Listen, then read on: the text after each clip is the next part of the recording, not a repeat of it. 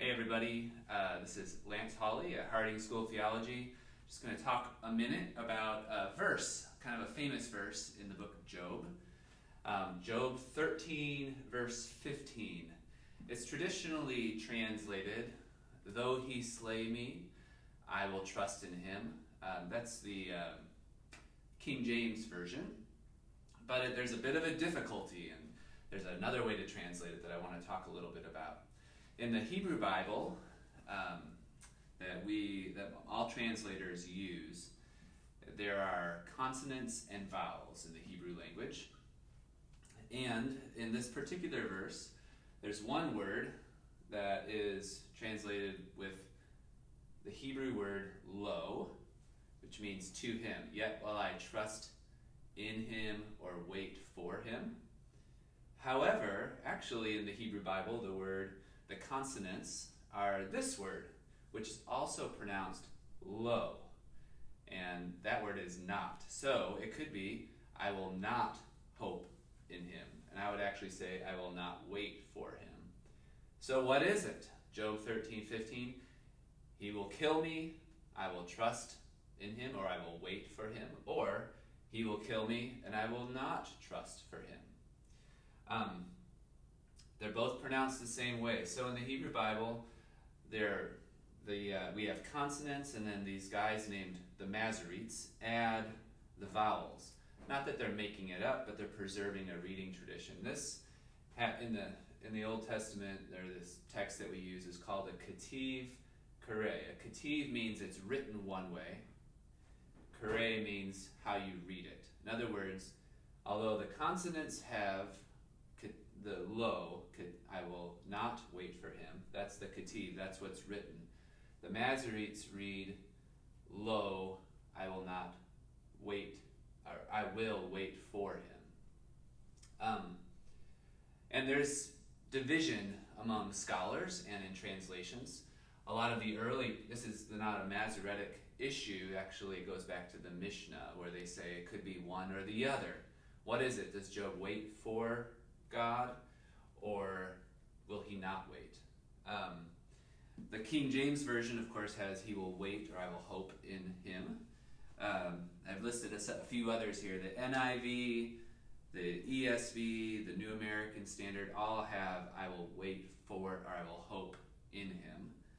However, if you look over at the NRSV, if you're comparing translations, you'll see I will not hope. I have no hope.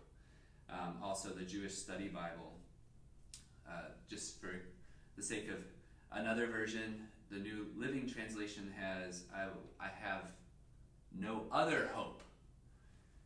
So it's a bit confusing. And in the context here, I think, is probably our best clue. So partly bringing this verse to us just to know that this Ketiv Kareh thing happens a lot in the Bible. In fact, this particular Ketiv Kareh, where what's written is lo, not, but what should be read is lo for him, happens 17 times, the Masoretes tell us, in the Hebrew Bible. One other time in Job 41, and then scattered throughout. So it's not an unusual matter. Usually this phrase, to wait for something, is actually really common in the Psalms, to wait for the word of the Lord. And it's an expression of hope, but it's also an expression of actually waiting. Not so much a cognitive type of, I still trust in him, but I'm going to wait for God to answer. And so it's possible, I think, if you're reading with the Kareh, the best reading is, look, he might kill me, but I'm going to wait for him. In other words, I expect God to answer. In the second half of this verse is, I will argue my ways to his face. And if you look in the previous verses in this chapter, Job says, well, let me read it to us. Starting in verse 13, let me have silence, I will speak, let come on me whatever, or what may. In other words, I know there's maybe great consequences for me accusing God of injustice, but I'm going to continue to speak my peace, whatever the consequences. And then it's verse 14, I will take my flesh in my teeth, which is, and my life in my hand, metaphors for risk. I know that I'm risking something here. And then we get to our verse. Look, he will kill me, or he might kill me. And then the second half is what we're talking about. And if you take it as, I will wait for him, so he might kill me, but I will continue to hold out hope that God is going to answer me. Not so much, I still have faith as much as I want God to answer. Because the second line there, or the second half of verse 15, I will defend my ways to his face. And this will be my salvation. In other words, my argument will be my salvation. God will finally, someday, answer me, even if he's killing me. Another sort of ironic way to take this, and some scholars do this, is if he wants to kill me, I'm going to wait for him. Like, bring it on. So that's not exactly I will trust in him. My take on this is that we should read the Ketif. In other words, I will not wait. And there's no for him in this. So what is Job waiting for? Or what is Job not waiting for?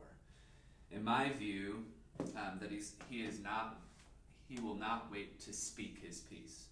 And we have this in Job 29, verse 21, when Job is describing his former life, when he used to hold forth and speak to those who were younger than him and to all those who would listen. And Job 29, verse 21 says that they would wait for his words. They listened to me and waited and kept silence for my counsel. And that's the same verb there. And here, in particular, for speech, as Job is speaking his wisdom, others would wait. Well, Job is perhaps then saying, I won't wait to speak. In other words, I will argue my ways to his face, which is the second half of that verse. You know, protest in Job is bold, probably, I think, in my view, more bold than any of the Psalms, although protests in like Psalm 88 or Psalm 44 is really in your face, accusing God of wrongdoing. And Job doesn't hold back from accusing God of wrongdoing, but he realizes that there's potential consequences here. This isn't the way that faithful people talk to God, especially from the friend's point of view. But I think Job even used to think that way, but he doesn't have any more hope. And so he's not going to wait. He's going to continue to speak. And if he does have hope, early on in the book, it's that he would die.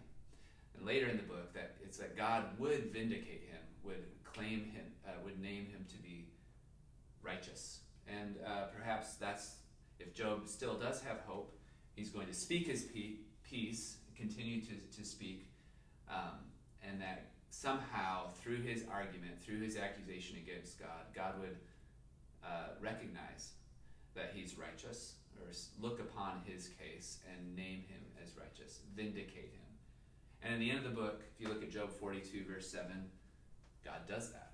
He says to his friends, to the friends, look, you haven't spoken rightly to me, or maybe about me, like Job has. So Job continues and persists with his argument. And to me, that's what Job 13:15 is about.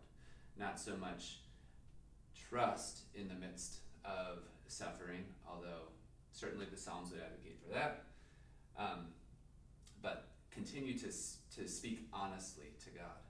And I think there's a great takeaway in that for us, even as when we're suffering, to feel free to let it go. God can take it. All right, so that's what I have for us today.